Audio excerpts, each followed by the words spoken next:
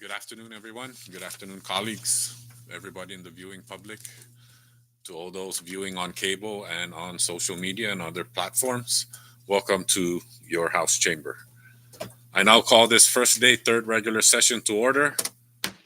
Please let us all rise for a moment of silence.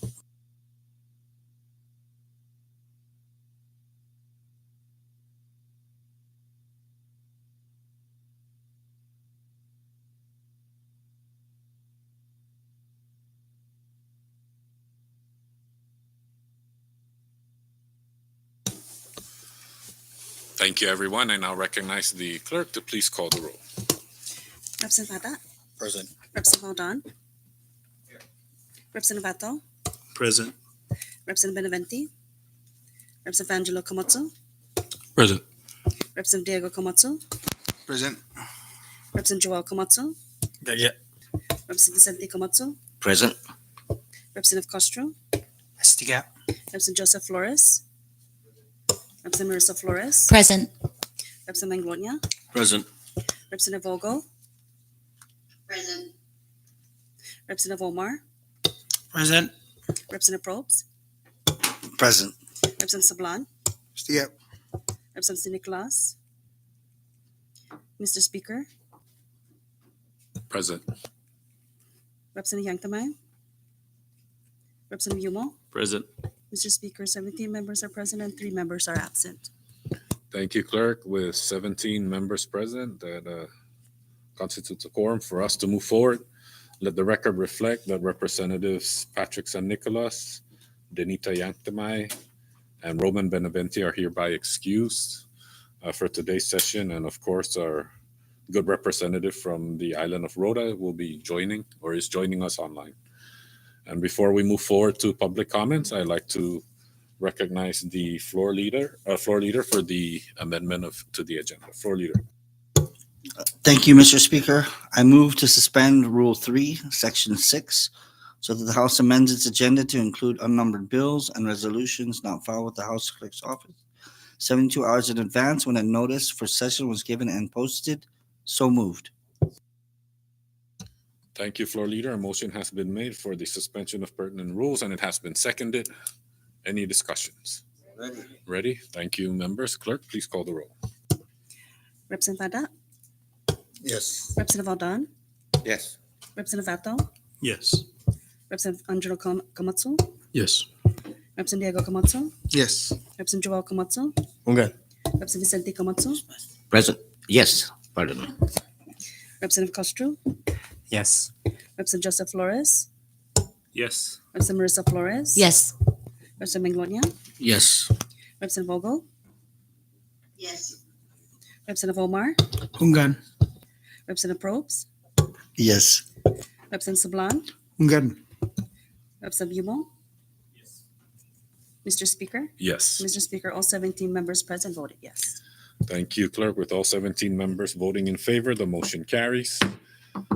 We now move down to public comments and the podium is open. Once again, please state your name, the entity you represent, and please try to keep your public comments to within what's on today's agenda. Thank you.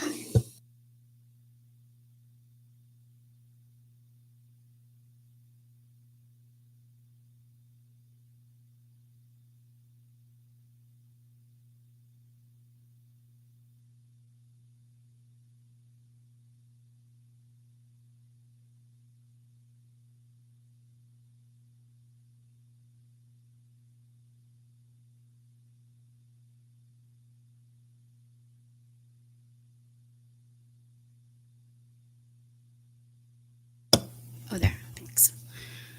Half a day, and good afternoon, Mr. Speaker and members of this legislative body. I'm here today to provide testimony regarding House Bill 2395. Again, on behalf of Matua Council for Native Chamorro Advancement, we are here today to submit our comments in opposition to the intent of House Bill 2395 that calls to repeal and reenact Public Law 2312 and for other purposes.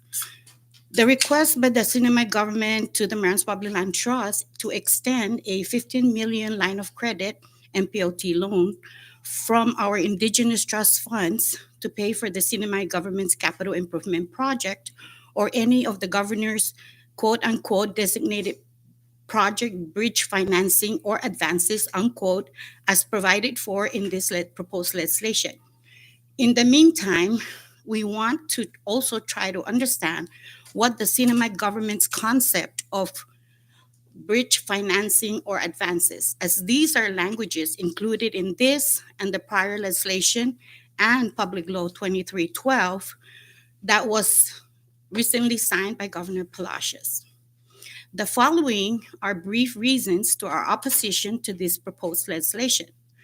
The Marianas Public Land Trust Fund's alternative investment, quote unquote, policy approved by the MPLT trustees several years ago is not designed for the Sinamay government to borrow money from the trust fund. Instead, the financial scheme was designed for the beneficiaries of the trust funds as a financing option to support or improve their businesses. The Sinamay government is not a beneficiary of the trust fund, nor is it designed to pay for the Sinamay government's projects, activities, or operation. The Commonwealth Economic Development Authority, or CEDA, is the designated loaning or financing venue that services both private and government projects. Number two, the mere fact that Public Law 23-12 and this proposed legislation, House Bill 2395, still contain the language of the Super Typhoon U2 MPLT loan agreement that contain conditions of that loan authorized under Public Law 21-03, which was House Bill 2144, H House Substitute 1, that was signed into law by then Lieutenant Governor Arnold I. Palacios on July 26, 2019, provided in part sections 102, the future interest income distributions into the Commonwealth General Funds for the Marianas Public Land Trust starting fiscal year 2019 and future fiscal years are appropriated for payment of the 15 million loan and interest and as security for the Marianas Public Land Trust until such time as the loan agreement with the Commonwealth Department of Finance is fully satisfied and retired, unquote. This is contained in the prior U2 loan. Third, like Public Law 2312, which is House Bill 2377, Senate Draft 1, and this House Bill 2395, all these public policies contain this exploitative language of our indigenous rights to our trust lands and trust funds.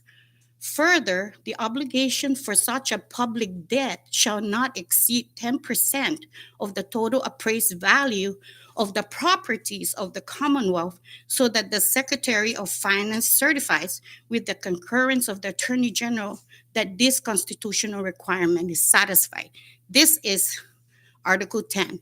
And this, I'm not sure what government properties the government has that they're ensuring that these properties are included in this loan to secure the loan. For these reasons and more, Matua Council opposed this proposed legislation to allow the Sinamay government to loan from the trust funds at the Marianas Public Land Trust to pay for the Sinamay government's projects, regardless if it's CIP federally funded project. The CEDA is the appropriate venue for this financing scheme, and we support this loan by the Sinamay government through CEDA. Instead, we urge this legislature to support our earmark legislation for the Sinamay government, Department of Finance, to create a special revolving account for the distributable interest income from MPLT to provide for an economic stimulus for the Tautotano, the Chamorro. It has been over 48 years since the signing of the covenant in political union with the United States of America that provided the seed money to MPLT for 2/3 of the entire landmass of Tinian, of the island of Tinian, and exclusive military use. the whole island, the entire island of Noos, colonially called Ferlon de Mendiniza, or FDM, as exclusive military use, and the Tanapak Harbor that provided the land for the American Memorial Park and the military facility in Puntanmutsut and Saduktasi. Again, on behalf of Matua Council, we ask for your consideration of our position to this proposed legislation, 2395, as well as our request for your support of the economic stimulus for the Tototano.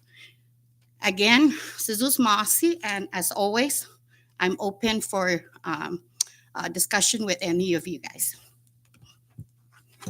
Thank you, Ms. Hofschneider. And if you have a copy that you'd like to submit for the record, just please give it to our Sergeant at Arms to submit it to the clerk. Once again, the podium is open. Please state your name, the entity you represent, and please keep your comments to what's on today's agenda. Thank you.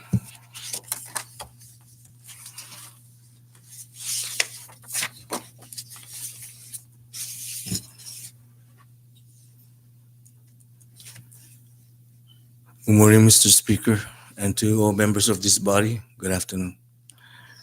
Mr. Speaker, I'm here again today from our last meeting dated December 14, and I took your word on that day that I could present a response that would also need clarity and validation to Public Law 23-95, which Ms. Afshinaj just spoke about.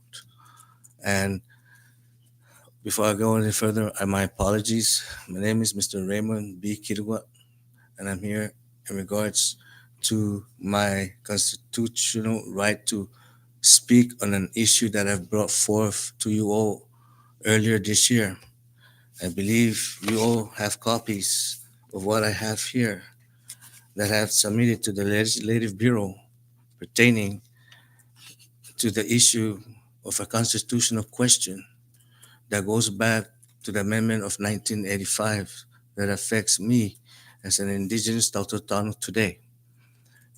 And I have a copy dated December 8th of last year by our Congress Delegate Representative Congressman Kilili.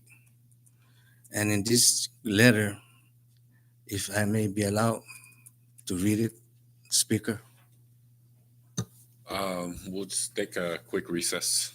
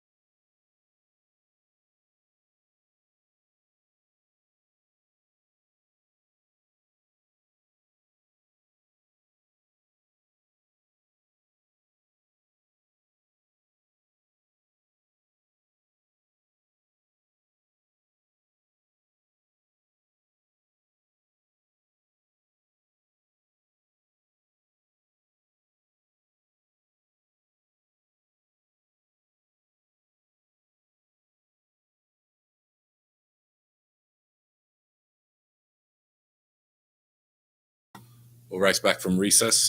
Thank you. And before we went on recess, Mr. Kituga was on the floor for his public comment. Mr. Kituga, please proceed. In regards to 23-95, why I oppose that is because the Constitution up to this day needs to clarify who are the true indigenous people here of the Maranas where NMD now is involved. And besides that, I have brought proof here on my last ANA presentation that was held just last year, a 3-day workshop. This is a federal booklet manual printed in 2022. Speaker, I hold proof. These are all the tribes and natives of the that is recognized by the ANA federal government. It stops at half a day. There's no tiro. So moving on to the third page, it says throughout this manual, tribes refer to federally recognized and non-federally recognized tribes, while organizations denotes Native nonprofit organizations. Native Americans, as used in this manual, includes American Indians, Alaskans, Natives, Native Hawaiians, Native Samoans, and the Native people of Guam and the Northern Mariana Islands. Moving forward, page 4. It says here, today, ANA is housed in the U.S. Department of Health and Human Services Administration for Children and Families and serves all Native Americans, including federally and state recognized tribes, American Indian, Alaska Native organizations, Native Hawaiian, American Samoan, and here is where I stand and question you all today. It is saying the federal government is saying to me, he only says Chamorro and the Commonwealth of the Northern Mariana Islands organizations. Nothing reflects any other culture but the Tautotonu. So, in that avenue, I bring to you all today this question. Who are the true indigenous natives that owns Mariana's Public Land Trust, that it affects the decision making to be fully represented according to the constitutional law? Now, if the federal government is saying in black and white, what are you all saying to me today? That there's two where they're recognizing only one? So it affects that bill because you guys have to clarify today. Because the federal government did not say nothing else, but only one entity. But you guys, that's why it affects the constitution of the amended portion in 1985, the creation of that flag today. So I hope proof today to you all, and I just read it to you all. There's only one indigenous natives, and with that is we, the Chamorros, the Tautotonu, no one else. So who again does MPLT belong to? I mean, I believe then that is written, it belongs to the people, not to the state. But who are those people? Where the federal government is saying, and they're the ones who gave us the money to start that. And they're standing behind it on this book that I'm holding today. So where is this other entity that has been created that they're not recognized by the federal government, but yet they're piggybacking on us, the indigenous Tautotonu, since we became a commonwealth? Let's be factual about it. So the reason why I want to bring that up is because of what Kilili is saying on his letter. He washed his hands to address it to you all, saying that it is the responsibility of this legislative body to correct the wrongs of the past, that I bring proof of what I say, that even the federal government does not recognize any other culture but only the Tautotonu Itzamoro. Thank you for your time. Be modest. Thank you, Mr. Kituwa. The podium is still open for any further public comments.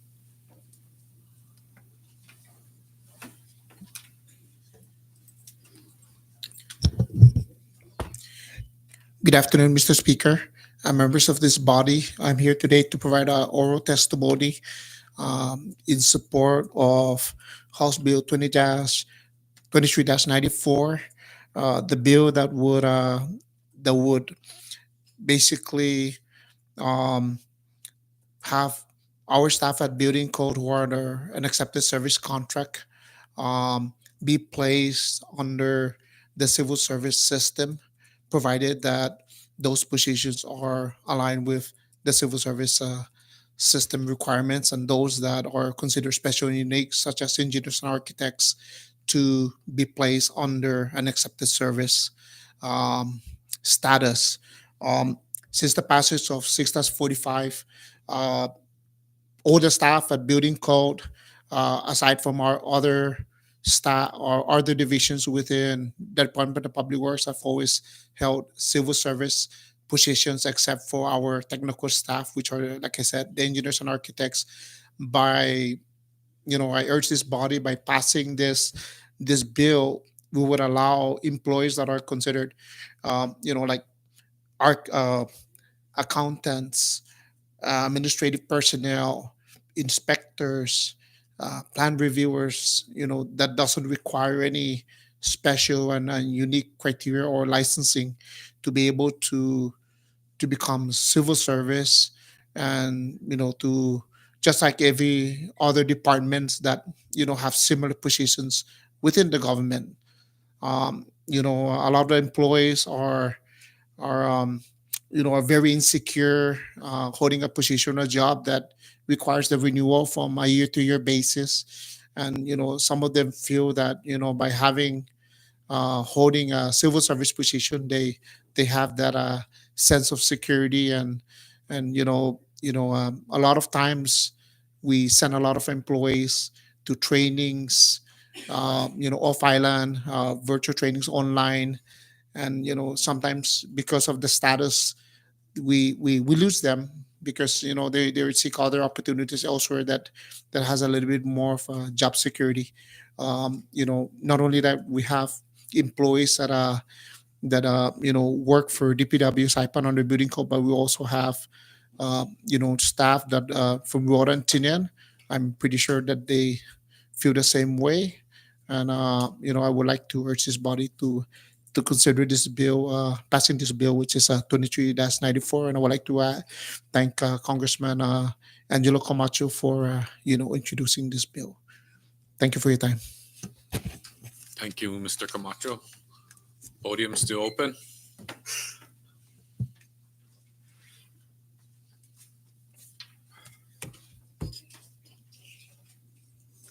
Good afternoon, Mr. Speaker and members of this body.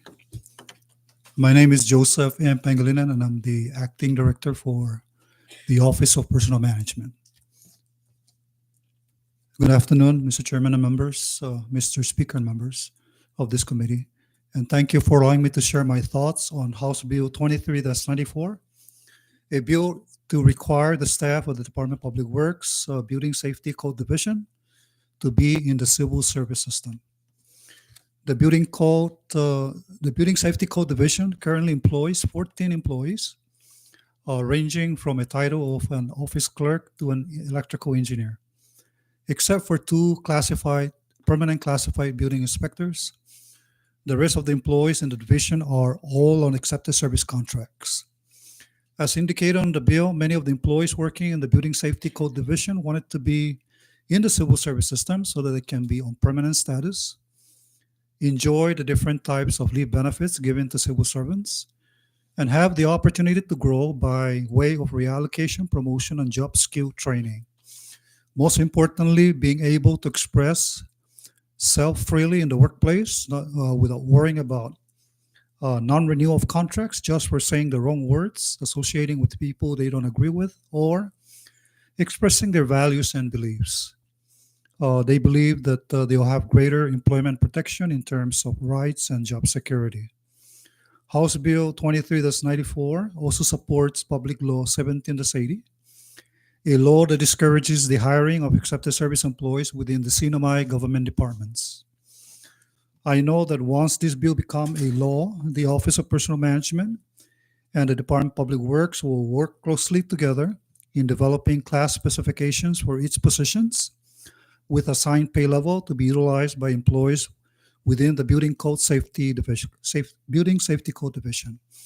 Since we are supporting this bill, OPM will be ready to assist DPW, and the Civil Service Commission will be right behind, reviewing and approving the newly proposed classified positions. It should be a win-win effort for everyone involved, the employees, the department, and the CNMI government. I commend Representative Angelo A. Camacho for introducing this meaningful bill, and I hope that it will eventually be enacted into law. Thank you. Thank you, Mr. Pangilinan. Once again, the podium is open for any further public comments.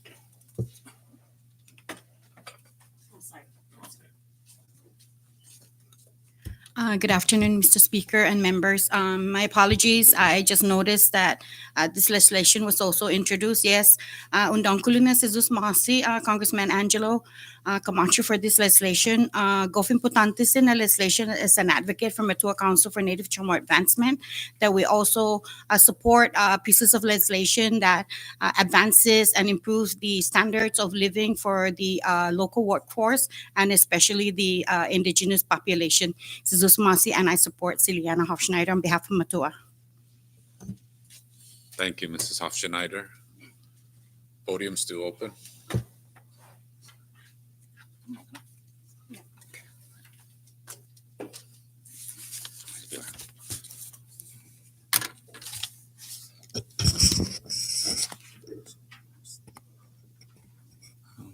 Excuse me. Mr. Dispensan, Mr. Speaker, Sarge, the hard copy of the House bill that I requested earlier.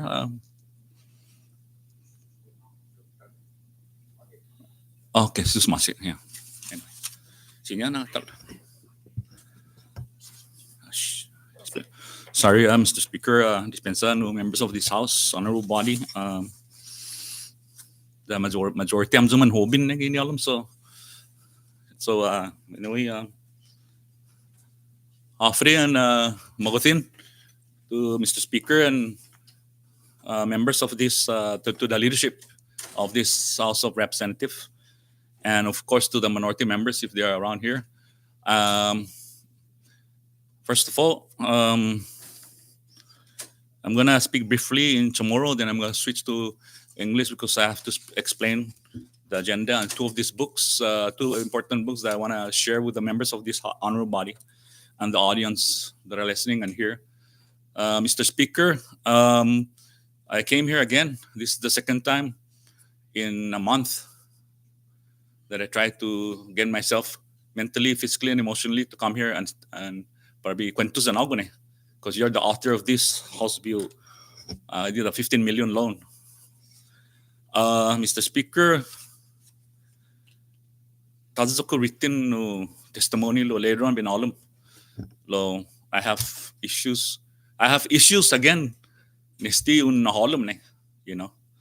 Ja mampus un gusto bazo jan ima tua council as an advisor dan todo toto ganun naman gagigyan no zing toto tano. Pago na ora ne ista kasi more than several hundred ista na toto tano is un mami no petition ni para ben chogwizi toto tano stimulus sa mampusi idota entity as a cinema legislature then executive branch no ti hamja na 23rd legislature dan man mapus siya ni in 1983 the soon that is 1983 nan magagam juga elementary most of year or junior high school ni matutunis tin na programa ni sti MPLT dan isti land issue tanu it's a more tanu it's land that's an old Malay-Austronesian language spread out throughout the Pacific Islands, Southeast Asia, and as far as Madagascar. So, Mr. Speaker, no put for bot, I urge you to reconsider and put a hold on this House bill. Sa timakpag ini talambe, bintatizis din na House bill up to the Senate, guato gi executive branch, guato gi MPLT, dan anong taza threats kini. Está more than 48 years old. 48 years ago, isa lapit sa nitano, ti manmananay yung 1 penny to totano. Manmananay entire cinema public that includes non-totano. Even illegal aliens. No? Ni man matumagi sa ginin Asia sa mano na lugar, man masisibin isti appropriation. Ginin isti na body. Of course, isena ni Malaysia. Man mapus tiamza. So anyway, I want to start. I'm gonna speak to English right now. So I know I only have 5 minutes, but Offery and Mogothin, and the reason why I'm saying Mogothin because the Schneider family came from the Yap proper island, and that's my heritage. I'm part of the Carolinian. If I assert my Schneider side, and we were called the Copalo in Tinian. And let's get this straight. The first constitution, Mr. Speaker, I was there. I witnessed it. My late brother, Henry Schneider, the retired principal and delegate for a couple of terms of the Constitution, represented Tinian. And it was held down in Hyatt now. And I had the chance to walk into the halls of this first Constitution and witness. I was 11th grade, and he told me, come and see it. And the Office of the Carolinian Affairs was established. It didn't say anything else. And this esteem, and a lot of them passed away, bless their souls, even my brother. So let me get back to this bill, Mr. Speaker. The Sinamay government is a bad management, financial management. Baba, it's not good. So we oppose this. Sa like the prior new speakers here, prior public comment, there's CDA, or I don't know, they changed it again to former Representative Demapan. Go there and borrow it. That's the reason why. This is the book, The Covenant. That's why we're all United States citizens. That's why the U.S. Department of Defense is over here. That's why we're in a threat by the Asia Pacific Ocean, security in the Southeast Asia and North Korea. And, that's why they're here, Mr. Speaker. And I oppose this totally, Mr. Speaker and members of this body. Again, this land, this money, we're beneficiaries to Totano. I'm not an NMD, again. I don't belong to Article 12 and Article 11, because those, I believe, if we take it to court, and there's a lot of lawyers here, and you got lawyers here, it will be unconstitutional under the covenant and under the United Nations international law. It's a long way, but we're heading there. Mr. Speaker, Article 1, Article 7, higher standard of living. Article 8, Itano, 801 all the way up. I don't need to specify. If you are not familiar with it, your lawyer and your consultants can explain it to you. On Article 9, 902, Mr. Speaker, and also I want to speak to Mr. Vice Speaker Atal. With all due respect, Mr. Atal, I saw your bill here on appearance, House Bill 23-91, to take $1 million from the Marianas Resort, Mr. Vice Speaker, with all due respect. We oppose this. Why are you taking that money that belongs to the Tototano? This land are not private land. This land does not own anybody. Mr. Mr. Dispenser, Mr. Speaker. Hofschneider, that was on the last session's agenda, so please keep it on. Oh, I'm sorry, but I said appearance on this agenda. That's why I said. That's right. Sorry, I stand corrected. You're right. Yeah. Okay. So Yeah. I am in and out of, Mr. Speaker, just to inform you, I'm in and out of the emergency room dealing with my cancer. Okay. No, And medical stand referral, and I don't corrected. want to go there because this esteemed body is responsible for this medical referral and the Sinimay finances. So I don't want to talk about that today because it's not on the agenda. So, Mr. Speaker and Mr. Vice Speaker, this is an unconstitutional. It's against the covenant. And I saw the MPLT complain a few weeks ago, and I believe all of you, against the auditor by the MPLT trustee, by Attorney Robert Torres, against DPL. And I saw on the news the response by DPL. So there's a lot of chaos in there. So, Mr. Speaker and Mr. Vice Speaker, stop this. Because the beneficiaries are confused out there. You go to the Bantalan, you go to all beaches, you go to Palapala with their chumbiruna, they all drinking, you go to church, you go to any grocers, anything, they'll talk about this. Manamku and everybody. No political parties here. So tomorrow, just for information, we're going to be down there at Sabalo Market from 6:30 to 10:30 collecting this petition. It's a net to bank. It's called Tototano Stimulus, and it's references to earned interest income. All from now forthwith, and all the way down from MPLT, it's going to go into each individual Tototano. I'm not going to argue for the NMD. Let them argue if they own this interest, own this land. So we oppose this, Mr. Vice Speaker and Mr. Speaker. And I want to move on because I know the time's running. And, I could speak 1 hour for all of what I'm doing here. But House Bill 2395 is an injustice under international law, an injustice against cinema law. It's an injustice against the federal law, U.S. Constitution, and the applicable provisions of the covenant. All the treaties laws under Section 102 right here.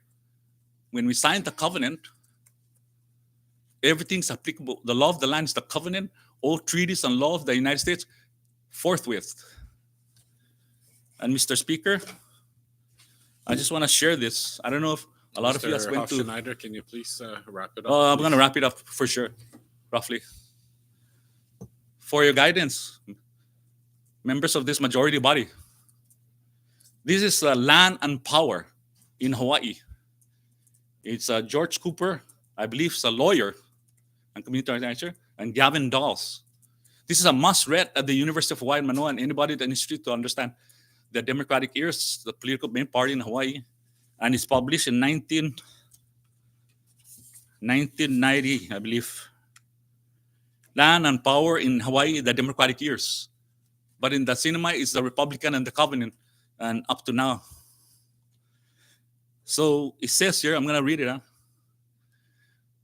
Pacific News, a local bestseller, prescribed a pervasive way of conducting private and public affairs in which state of Hawaii, politicians and local officials, holders throughout Hawaii took their personal financial interests. Lesson comparative analysis with the 15 million that Governor Palacios now is in Washington, D.C. flying. We don't know. I thought he was here. Then I saw he's in Washington, D.C. Into account into your actions as public figures years ago, the New York Times. This is the New York Times. And lastly, Mr. Speaker, Land and Power is packed with relevant facts. How politicians voted on land issues, how Mr. officials were Hofschneider, connected. I'm going to give you 30 seconds, and I'm going to cut that mic. How much money was Please, paid for thank land you. before rezoning? Okay, so this is very interesting, and I urge you to read it. And lastly, Mr. Speaker,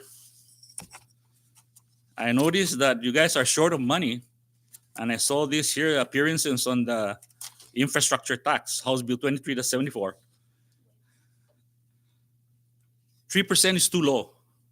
We have millions, close to $500 million. 3% is too low. We should go up to 10%. That's where you get the money, because we still have $7.25 an hour, $7.50 an hour. Mr. Speaker, this slave labor we have now in the ARC and cinema. So we need money, Mr. Speaker, and the majority here. Not this one is. This majority of these are foreign workers. And Mr. Speaker, por favor, I stand here because the Chamorros have been here. Lastly, Mr. Speaker, 10 seconds. They were here 3,500 years ago, and we can prove it. They were here 1,500 years before our Lord Jesus Christ, I'm Catholic, was born here. They're the most amazing, intricate civilization ever. And we're still standing with the lattice stone, with the tupac and the lanza and everything, sinahi. So, Mr. Speaker, this interest, the earned interest, and the land belongs to the Tototano. And I believe Mr. Hofschneider, it's been already a minute.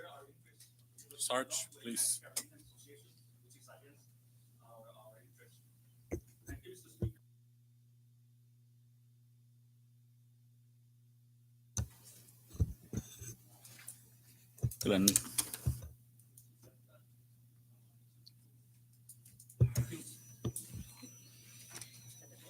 Thank you. The podium's still open for public comments.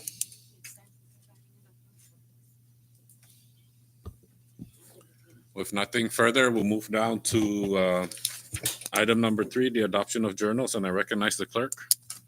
Thank you, Mr. Speaker. Under item 3, adoption of journals, we have one item, 10th day, second regular session journal dated December 14, 2023. Thank you, Clerk. I now recognize the floor leader for the adoption of journals. Floor leader. Thank you, Mr. Speaker. I now move for the adoption of the 10th day, second regular session journal dated December 14, 2023. So moved. Thank you, floor leader. A motion has been made for the adoption of the journal dated December 14, 2023, and it has been seconded. Any discussions? Ready? All in favor to adopt the journal, please say aye. Aye. All opposed, please say nay. The ayes have it. The motion carries. Thank you, colleagues. With nothing further, we move down to item number 4, introduction of bills. And I recognize Representative Angelo Camacho. Thank you, Mr. Speaker. Formally introducing House Bill number 23-94 to require the staff of Department of Public Works Building Safety Division to be in the civil service system and for other purposes. And if I may, Mr. Speaker, I would like to respectfully ask if we can place this bill on today's calendar for action. Thank you. Thank you. And with that, I recognize the floor leader. Thank you, Mr. Speaker.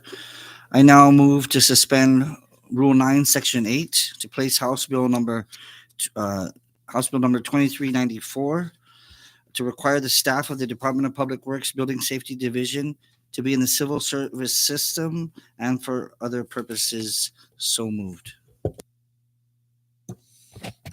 Thank you, floor leader. A motion has been made for the suspension of rules to place House Bill 23-94 on calendar for action today, and it has been seconded.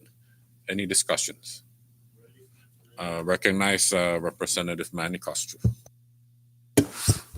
Thank you, Mr. Speaker. And I'd also like to say thank you again to our colleague, Rep. Angelo Camacho, for introducing this very worthy bill. At the same time, I also hope that I understand due to like the financial situation, we're doing this by department. But the more accepted service positions that we have, the harder it is to increase the salaries and pay scale of civil service employees. And there's discrepancies between accepted service positions and civil service positions.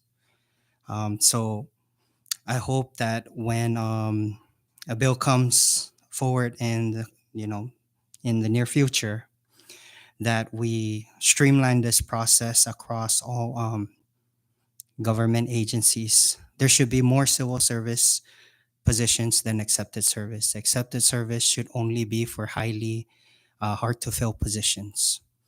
And as long as that accepted service side keeps growing, civil service positions will never get the increase that they should be getting. So again, I fully support House Bill 23-94, but at the same time, I believe that we should also look forward into expanding the civil service positions, not only across departments for the protection of employees, but also look into these pay scales. It's been done over the years, piecemeal, but I think we get what we pay for. If we don't fund with what everything that's going on, whether it's Department of Public Safety and other agencies, there's a big discrepancy. And I know we're all aware of this, so I encourage us to really move forward in getting more of these civil service positions, salary pay scale and everything in line with the rest of the other agencies. Thank you. Thank you, Representative Manny Castro. Floor is still open for discussion. Ready? Ready? Okay, all in favor for the motion offered by the floor leader, please say aye. All opposed, please say nay. The ayes have it. Motion carries. Thank you, colleagues. House Bill 23-94 will now be, it's now on calendar for action today. We now move down to House Bill 23-95, and I'd like to recognize myself. to repeal and reenact Public Law 23-12 and for other purposes, introduced by myself and several others. And with that, I'd like to kindly request the floor leader if for the motion. No objection. Floor leader. Thank you, Mr. Speaker. I now move to suspend Rule 9, Section 8, referral of bills and resolutions, to place House Bill number 2395 to repeal and reenact Public Law 23-12 and for other purposes on today's bill calendar. So moved. Thank you, floor leader. A motion has been made by the floor leader for the suspension of Rule 9, Section 8 to place House Bill 23-95 on today's bill calendar for action and has been seconded. Any discussions? Already. Recognize Representative Manny Castro. Thank you, Mr. Speaker. I just wanted to bring some clarity to the situation of this this bill. I mean, as an NMD myself and most of us here, NMDs, where does the Department of Public Land get its revenue? It comes from the investments made into public land. And right now there's projects within the government that need to be finished. We can't, do it, and they need the revenue to get these projects done. So as an NMD, it's also in the best interest for the roads to be fixed, for the infrastructure to be fixed, so that more investment can come in to benefit the NMDs or Marianas Public Land Trust. So thank you, Mr. Speaker, for this bill, and I yield my time. Thank you, Representative Manny Castro. Any more discussions? Ready? All right, thank you. All in favor for the motion made by the floor leader, please say aye. All opposed, please say nay. The ayes have it. Motion carries. Thank you. Any more under introduction of bills? I recognize Representative Attal. Thank you, Mr. Speaker. Formally introducing House Bill number 23-96 to repeal and reenact 4 CMC subsection 2307 and 4 CMC subsection 2308 to designate the casino annual license fee to supplement the payment of the 25% of all the retirees' pensions and to identify recipients of the funds generated from the casino gross revenue tax and for other purposes.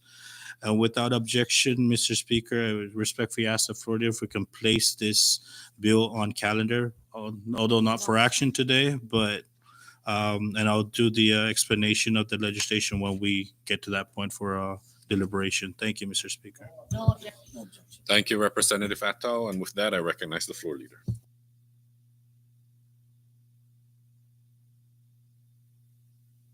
We'll go to a quick recess.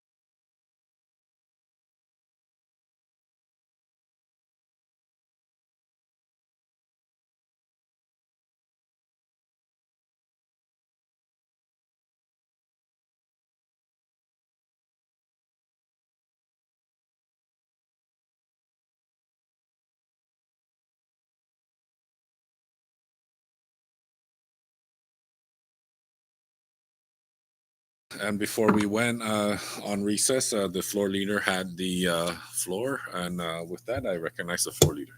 Thank you, Mr. Speaker. I now move to suspend Rule 9, Section 8, referral of bills and resolutions, to place House Bill number 2396 to repeal and reenact 4 CMC Section 2307 and 4 CMC 2308 to designate the casino annual license fee to supplement the payment of the 25% of all the retirees' pensions and to identify recipients of the funds generated from the casino gross revenue tax and for other purposes. So moved. Thank you, floor leader. A motion has been made to suspend Rule 9, Section 8 for the placement of House Bill number 23-96 on today's calendar, although not for action, And it has been seconded. Any discussions? Ready? Ready? Okay. Thank you, members. All in favor for the motion made by the floor leader, please say aye. Aye. All opposed, please say nay. The ayes have it. The motion carries. Thank you, colleagues. Any more under introduction of bills? Nothing. All right. We now move down to House local bills. And I'd like to recognize Representative Angelo Camacho. Thank you, Mr. Speaker. Formally introducing House Local Bill number 23-37 to reappropriate $120,500 allotted under Saipan Local Law 21-10, specifically under Project Code 7192 and $109,574.90 allotted under Saipan Local Law 22-10, specifically under Project Code 2007G, $109,115 allotted under Saipan Local Law 21-17, specifically under Project Code 4963U, and $1,985.58.45 allotted under Saipan Local Law 22-09, specifically under Project Code 2007H, and for other purposes. Thank you, Mr. Speaker. Thank you, Representative Angelo Camacho. Of course, House Local Bill 23-37 will go through the process of the Ways and Means Committee. Any more local bills? I recognize Representative Ralph Yu. Thank you, Mr. Speaker. Now introducing unnumbered local bill for appropriation to appropriate $600,000 from the revenue collected for the 3rd Senatorial District pursuant to Saipan Local Law 2206, also known as the electronic gaming machine, and for other purposes. If there's no objection, Mr. Speaker, I request the floor leader to suspend Rule 8, Section 1, as this appropriation was never been appropriated for the last 4 years, close to 4 years, and so that the proper chairman for the delegation will act on it. Thank you. Short recess, Representative Yumo.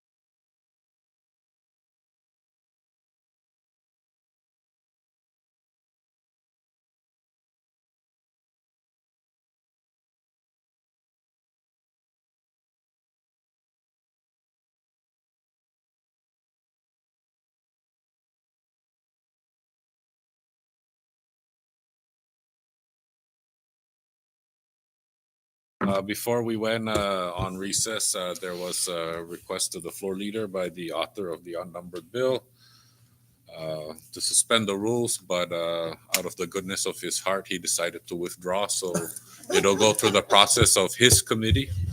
Anyway, thank you, Representative Yumo. Floor is still open. Recognize the Vice Speaker. Thank you, Mr. Speaker. Officially introducing an unnumbered House Local Bill entitled to reappropriate $40,000 under Saipan Local Law 22-10, Project Code 2007W, $302,800 under Saipan Local Law 20-26, Project Code 7190L, and $920 under Saipan Local Law 19-18, Project Code 3753E, for road repairs and construction of roads within Precinct 4 and for the payment of streetlights in Aggie Drive and for other purposes. This bill was introduced by myself and Representative Malcolm Omar for Precinct 4. Thank you, Mr. Speaker. Thank you, Vice Speaker. Any further under House local bills? Any unnumbered local bills to be introduced? Ready? Okay, thank you. We now move down to introduction of resolutions. Any resolutions to be introduced? None? Okay, thank you, colleagues. We now move down to item number 6, messages from the governor, and I recognize the clerk. Thank you, Mr. Speaker. Under item 6, messages from the governor, we have 3 items. Governor's Communication 2371 to 2373. Thank you, clerk. Any discussions under messages from the governor? Okay, yeah, I was hoping for that. Recognize Representative Manglonia. Thank you, Mr. Speaker. Just give me one moment to pull that specific bill up.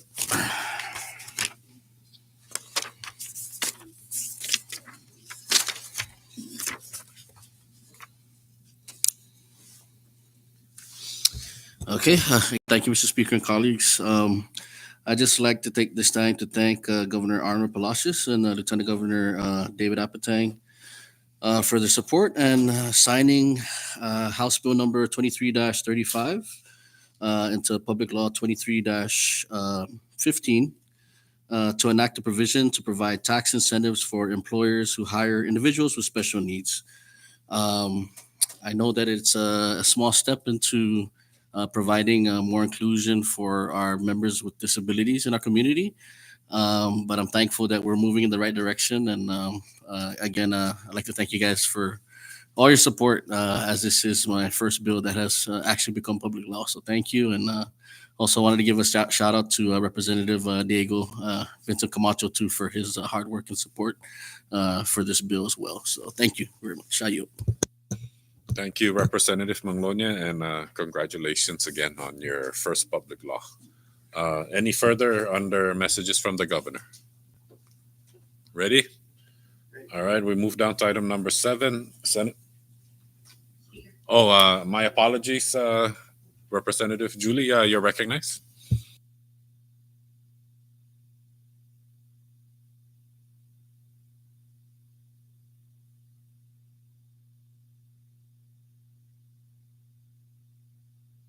Approving House Bill number 23-75, which became Public Law 23-16. I'm currently in Rhoda, and the biggest thing that our municipality is lacking, and with the highest operation expenses, fuel and utilities, and we really appreciate your signing this House Bill into law immediately. We appreciate your action, Mr. Governor. Your Honorable Conway. Thank you very much. Thank you, Representative Julie Ogle. And with nothing further, we move down to item number 7, Senate Communications. We have none. We move down to item number 8, House Communications. I recognize the clerk. Thank you, Mr. Speaker. Item 8, House Communications. There's 2 items: House Communication 2385 and 2386. Thank you, clerk. Any discussions under House Communications? All right, thank you, colleagues. We now move down to item number 9, communications from the judicial branch. We have none. Item number 10, communications from departments and agencies, and I recognize the clerk. Thank you, Mr. Speaker. Item 10, communications from department and agencies. We have 1 communication, Department Agency Communication 23-12. Thank you, clerk. Any discussions under communications from departments and agencies? Ready? All right, I'll just refer this to Ways and Means just for reference. Thank you, colleagues. We now move down to item number 11, miscellaneous communications. We have none. Item number 12, reports of standing committees. I recognize the clerk. Thank you once again, Mr. Speaker. Under item 12, reports of standing committees, we have one item, Standing Committee Report 23-64. Thank you, Clerk. And with that, I recognize the floor leader for the adoption of standing committee reports. Floor leader. Thank you, Mr. Speaker.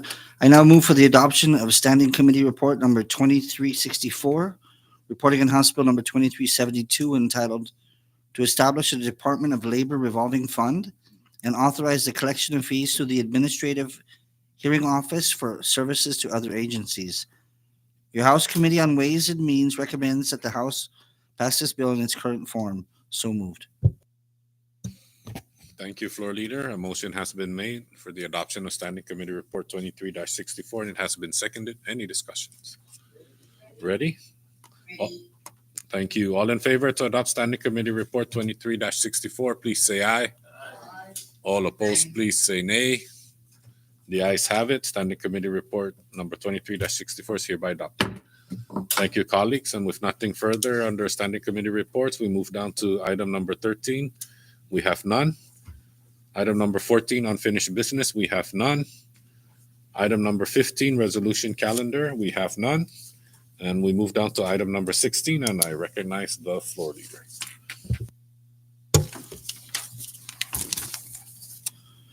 Thank you, Mr. Speaker.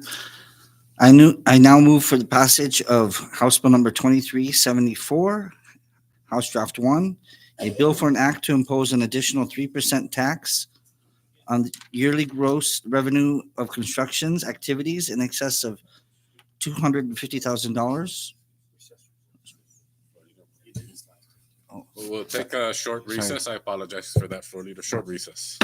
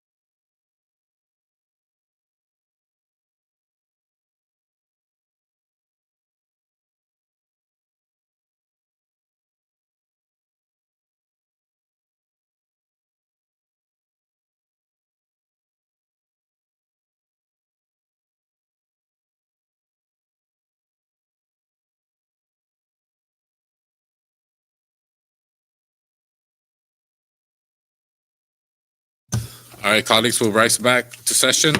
Before we went on recess, the floor leader had the floor, so I give it back to the floor leader. Yes, thank you, Mr. Speaker. I withdraw my earlier motion and now would like to move to recommit this bill, House Bill number 2374, House Draft 1, a bill for an act to impose an additional 3% tax on the yearly gross revenue of construction activities in excess of $250,000.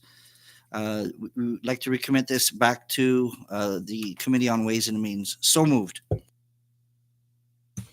Thank you, floor leader. A motion has been made to recommit House Bill number 23-74 HD1 back to the Ways and Means Committee, and it has been seconded. Any discussions? Ready? All right. All in favor for the motion by the floor leader, please say aye. Aye. All opposed, please say nay. Honestly, there's a division on the floor. No, it's a delay. No, I went just listening. Clerk, please call the roll. Representative Vada, Yes. Representative Valdon, Representative Vatal, No. Representative Angelo Comozzo, No. Representative Diego Comozzo, No.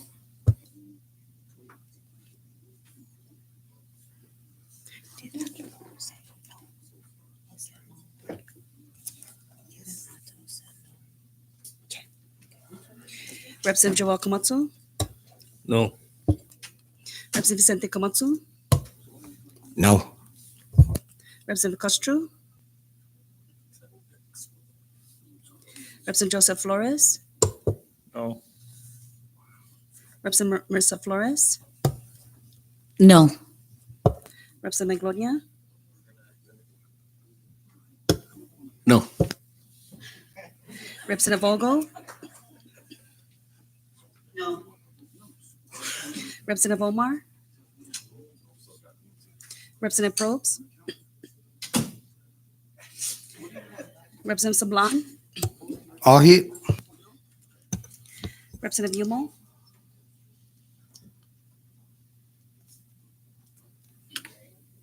Representative Castro, No. Representative Omar, Yes.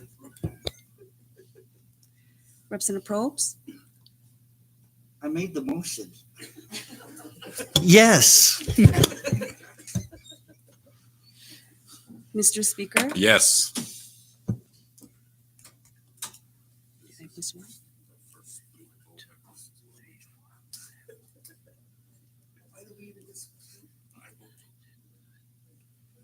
Did I miss anybody? Clerk, you have the numbers? One moment, Speaker. Okay.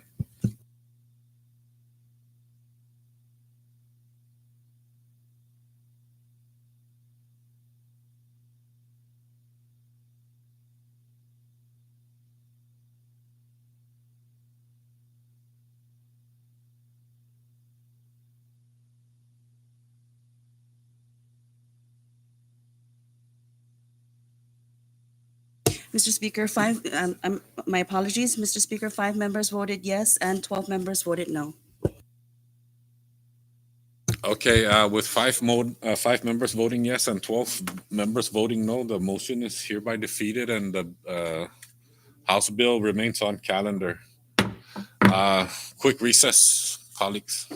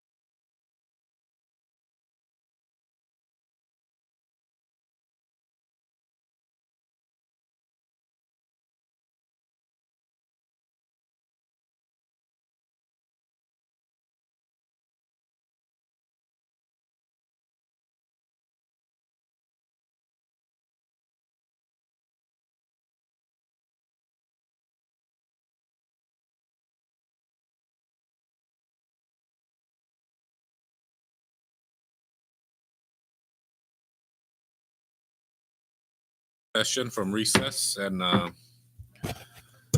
before we went on recess, the clerk did declare the vote.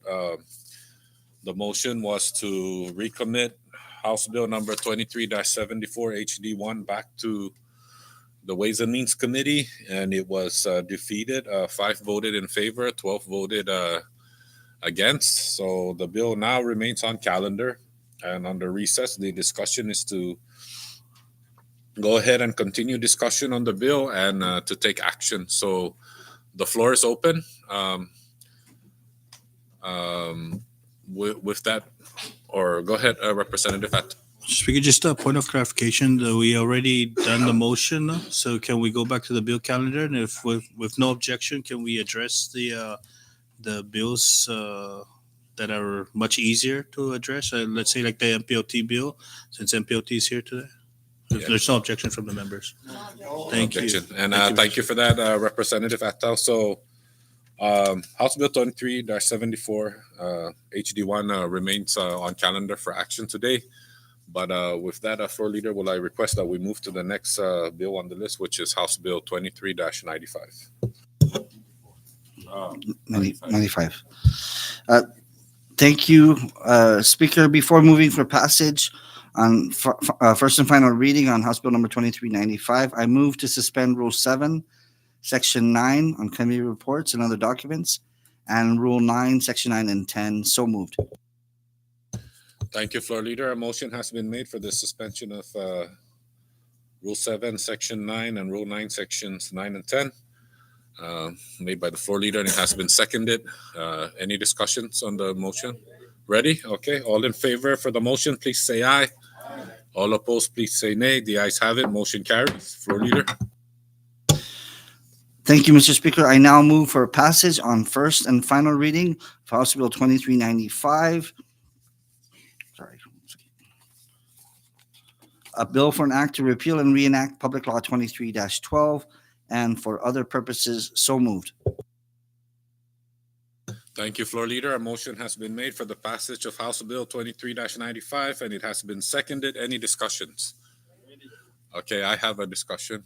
I'd like to make a floor amendment in the form of a substitute. I believe you all should have copies. And if colleagues, if you're wondering, yeah, in the form of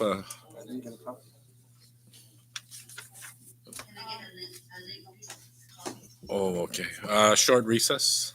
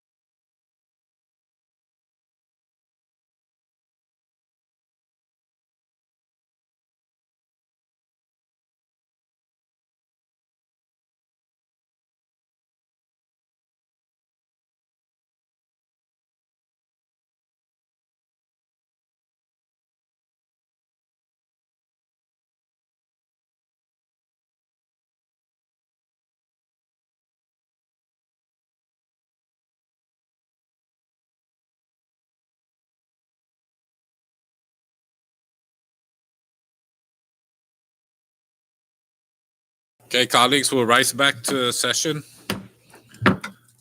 Before we went on recess, I was distributing, making sure all of us has the copies of the substitute that I am proposing for House Bill 23-95. For those of you that cannot find what this substitute amends, it's on page 4, line 17 under section 2. Originally, it read enactment. The substitute changes it to repeal and reenactment, subject to codification by the CNMI Law Revision Commission. Public Law 23-12 is hereby repealed and reenacted to read as follows. Those were the only changes. So, open. So moved. Second. All right. Discussion on the amendment. Ready? All right. All in favor for the substitute, please say aye. Aye. All opposed, please say nay. The ayes have it. The amendment's hereby adopted. And now we are back to the main motion in the form of the passage of House Bill 23-95, House Substitute 1. Discussions. I recognize Representative Atta. Thank you, Mr. Speaker, and thank you again for introducing this legislation so we can address the issues that are being caused under Public Law 23-12. The administration, along with MPOT's Board of Trustees, had reached out to to our body, both the House and the Senate, to put back the original language that the House had passed during the deliberations of what became Public Law 23-12, which was amended by the Senate. And nothing against the Senate. We also voted to pass their version with the understanding that the administration and MPOT will be addressing the differences between them under the contractual negotiations for the $15 million line of credit.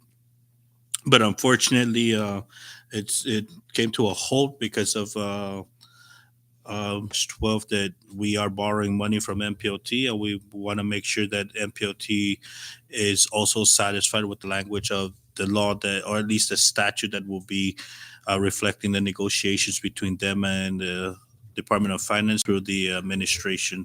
So with that being said, I hope that this legislation that we're passing today will be passed by the Senate at the soonest so that MPOT and the administration can get back to the drawing board and get this contractual agreement signed so that a lot of these EDA projects that are ongoing can proceed forward. And this doesn't also limit them for the existing projects, federal projects, but yet we have a 7-year period to use this line of credit to address future federally funded projects that can move on and hopefully get monies into our economy a lot faster. With that being said, I yield my time, Mr. Speaker, and thank you. Thank you, Representative Atta. Any further discussions? Ready? All right. Before I recognize the clerk to call the roll, it's just a reminder that this requires 2/3 votes. Clerk? Representative Atta? Yes. Representative Valdon? Yes. Representative Atta? Yes. Representative Angelo Komatsu? Yes. Representative Diego Komatsu? Yes. Representative Joel Komatsu? Yes. Representative Vicente Komatsu? Yes. Representative Costro? Yes. Representative Joseph Flores? Yes. Representative Marissa Flores? Yes. Representative Manglonia? Yes. Representative Vogel?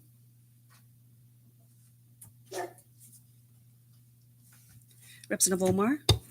I'm good. Representative Probst? Yes. Representative Sablan? I'm good. Representative Yumo?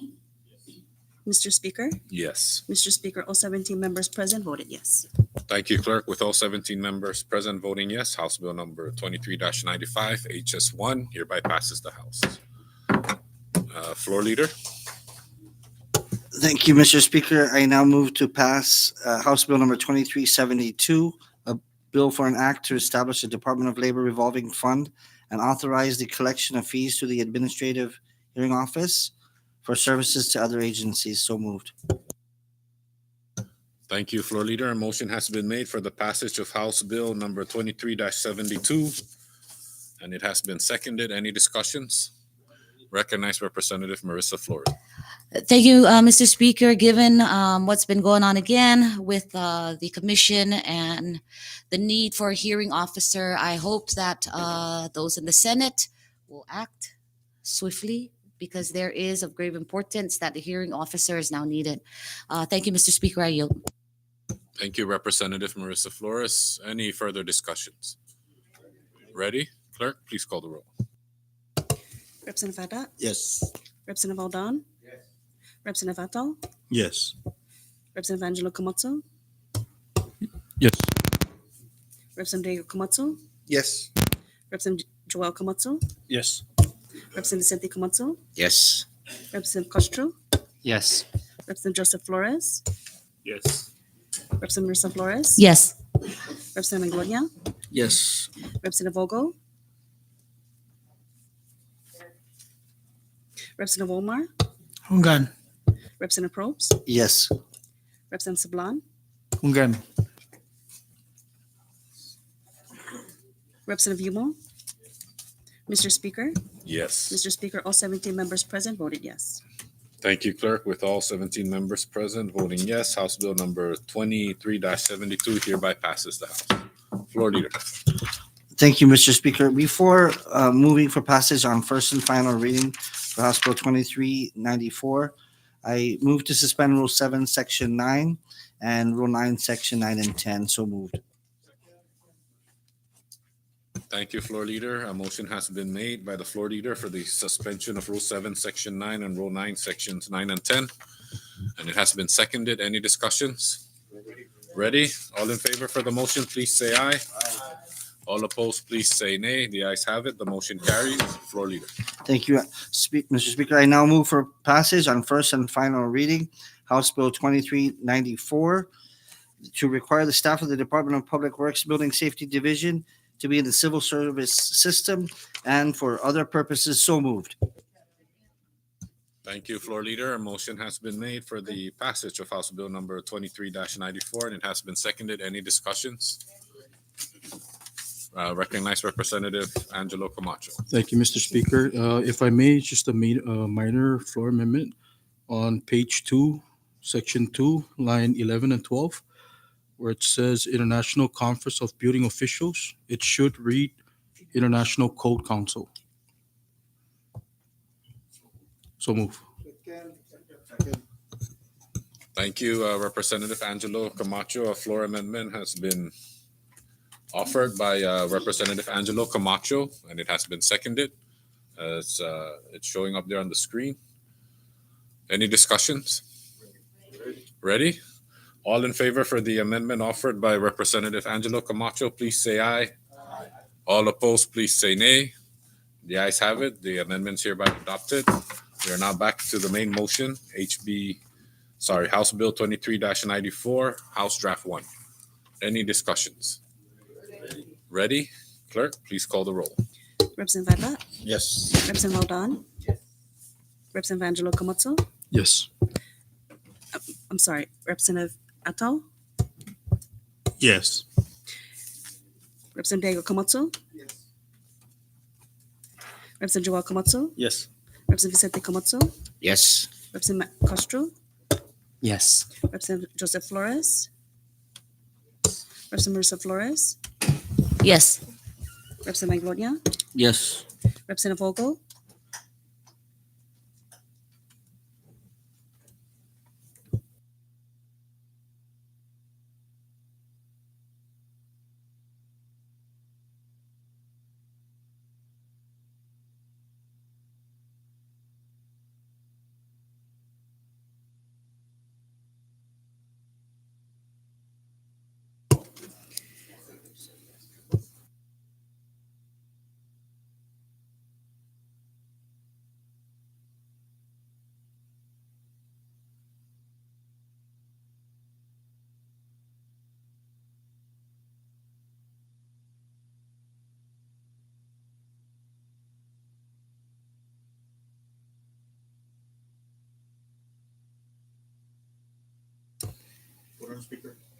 Representative Ogle?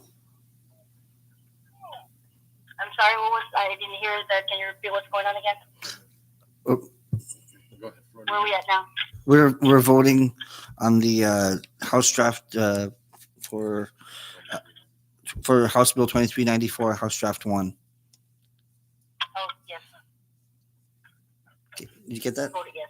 She votes yes. Yes. Representative Omar, Hungan. Thank you. Now just hold on. Representative Probst, Yes. Representative Sablan, Hungan. Representative Yumo. Mr. Speaker, Yes. Mr. Speaker, all 17 members present voted yes. Thank you, Clerk. With all 17 members present voting yes, House Bill 2394, House Draft 1 hereby passes the House. Floor Leader. Thank you, Mr. Speaker. I now move for passage House Bill number 2374, House Draft 1.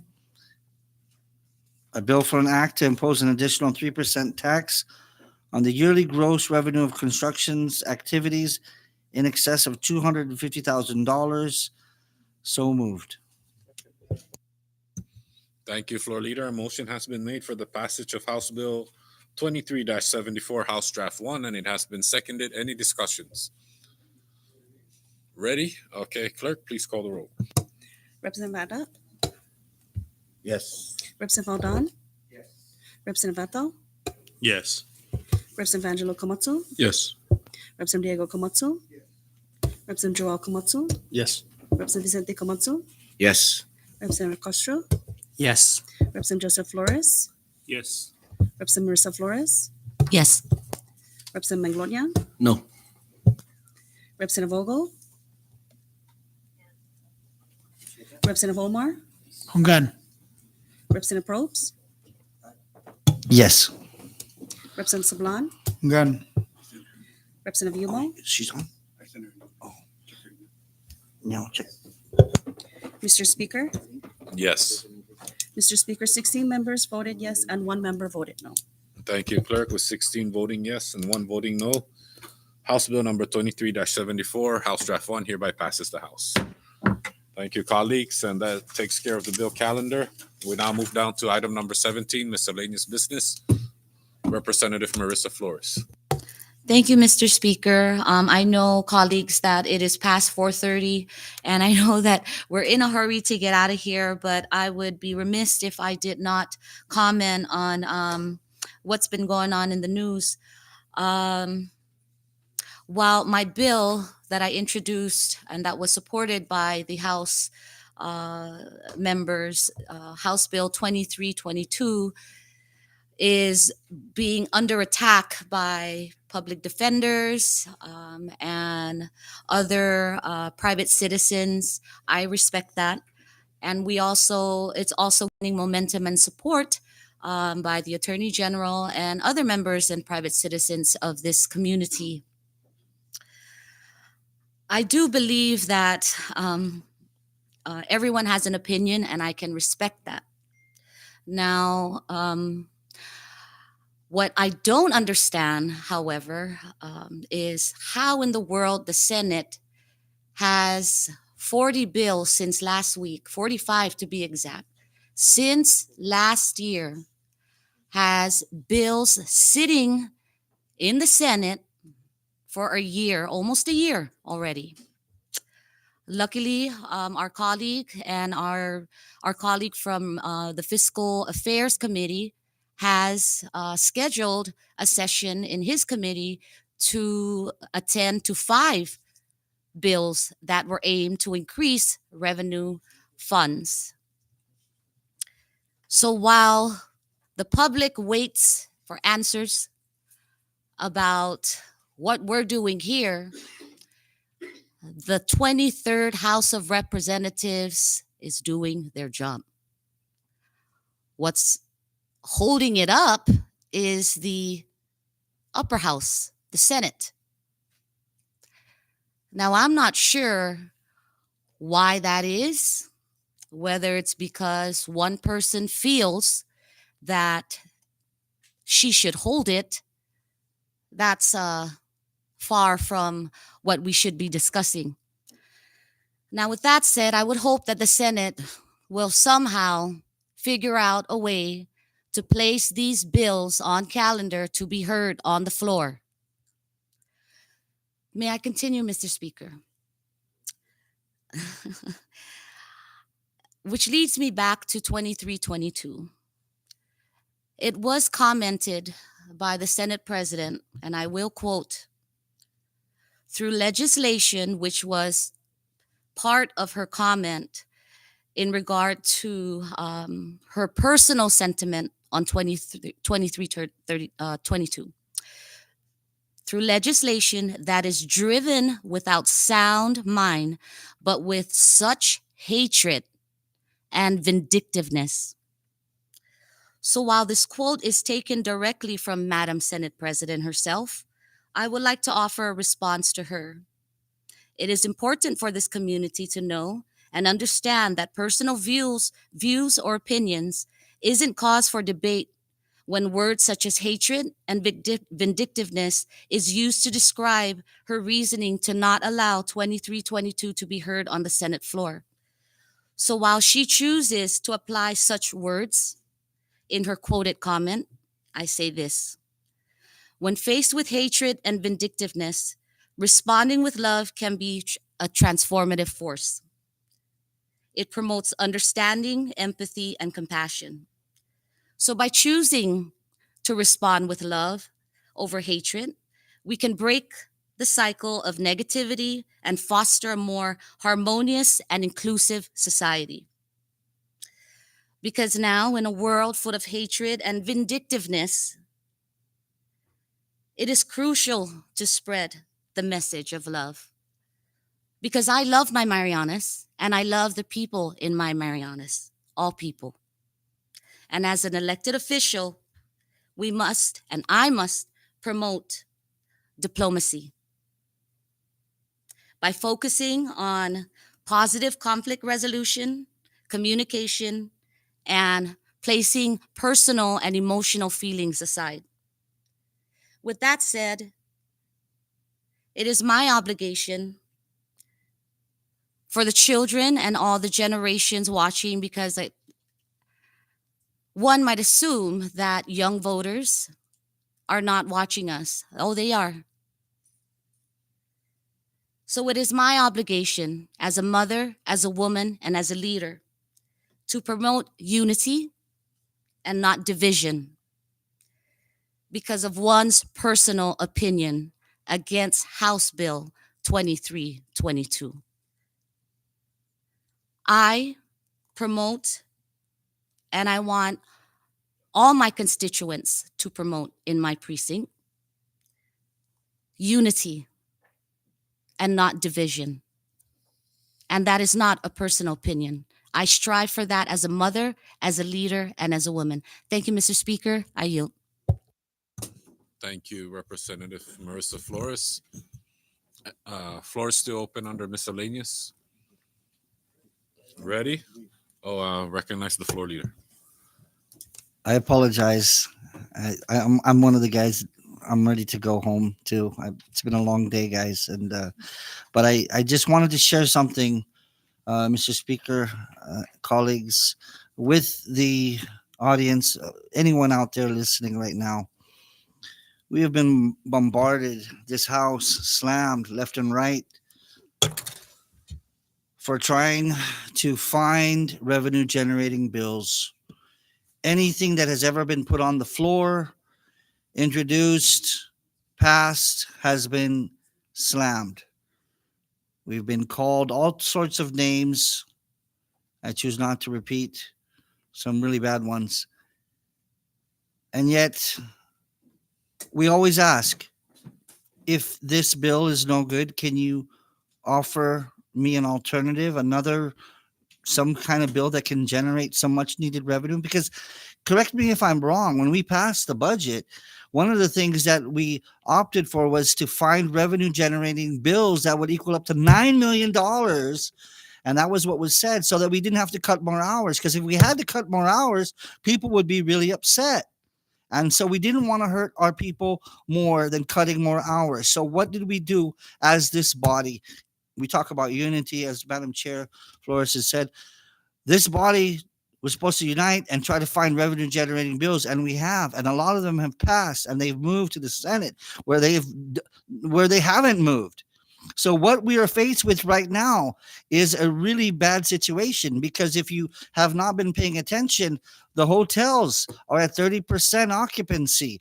And what does that mean? We're not collecting any taxes off the hotels.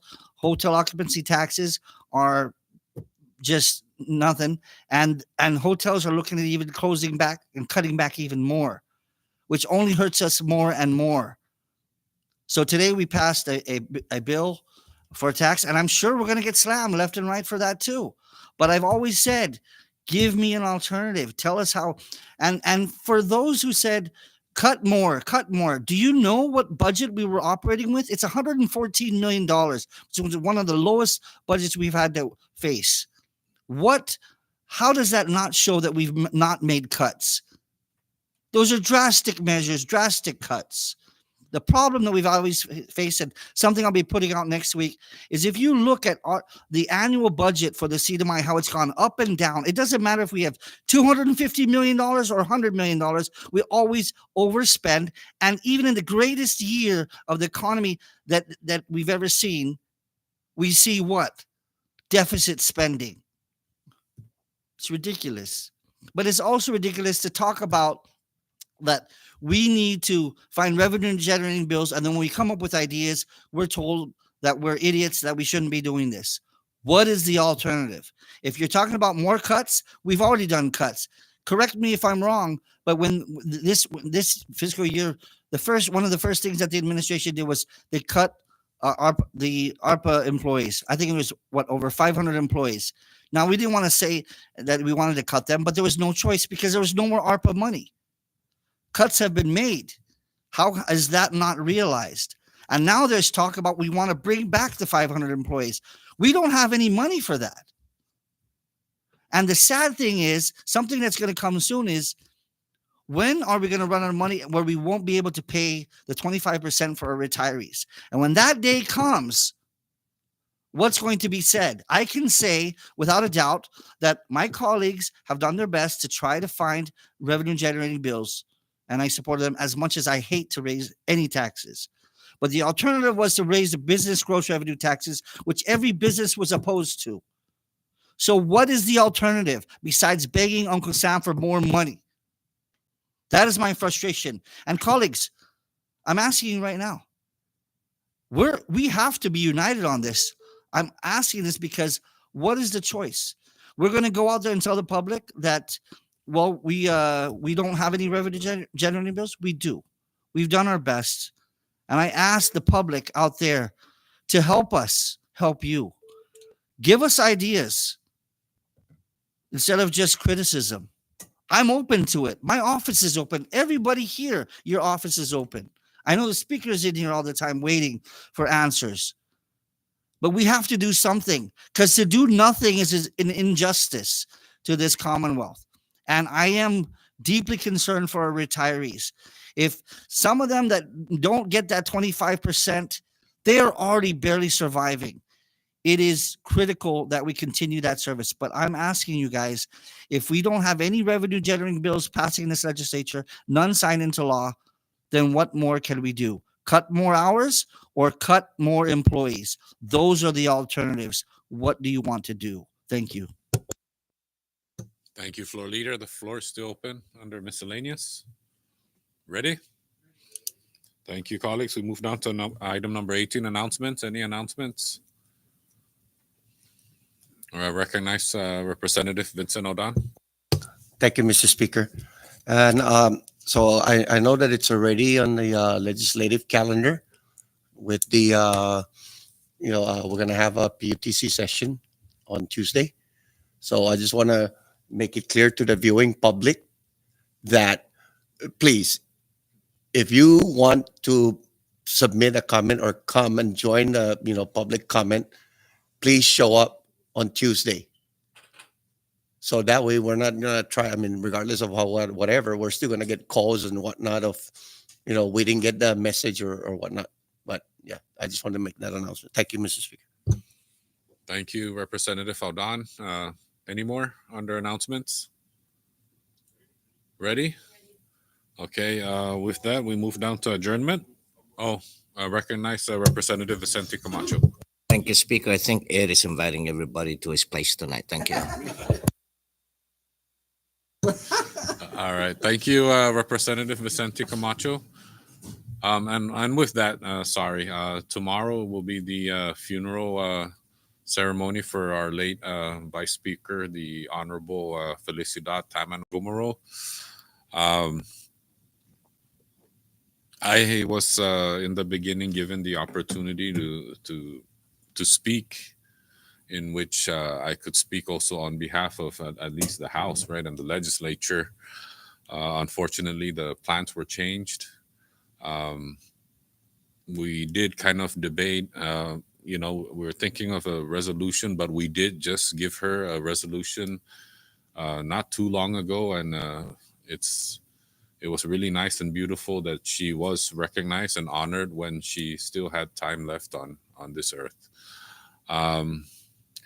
My suggestion is, if possible, what's a good time that you think we can all show up and view at the same time? When it was with the late Ross Manglonia, we did 9 o'clock. I know some members had conflicting schedules, but at least we all showed up as a group to pay our respects as a group. Is 9 o'clock a good time? 8? At least we'll. Huh? Yes, Rep. Marissa. Um, so I know, will they be having? I'm sure they'll be having rosary at the church. So maybe 9:30 is my suggestion. It's up to you guys, but I'm proposing 9:30. Okay, I mean 9:30 can work. The mass is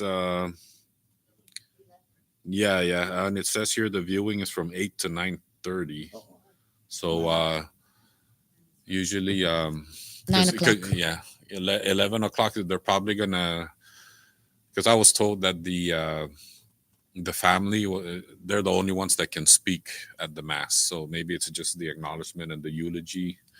And then, of course, they're going to have to give time for the final despedida, with the family and close family friends. And then after that, before that, it's the general public, which we kind of fall under. So is 9 good? 9. Okay, so 9 o'clock, let's meet there before 9, and we'll line up together and view. Guys, you feel like shirt and tie? I think we're just dressed in Sunday formal, no? Okay, so 9 o'clock. Is that good? Cathedral. Okay, any more under announcements? Ready? Okay, floor leader. For adjournment. Thank you, Mr. Speaker. Subject to the call of the Speaker, I move for adjournment. A motion has been made for adjournment, has been seconded. Any discussions? All in favor, please say aye. All opposed, please say nay. The ayes have it. Session's adjourned. Thank you, everyone.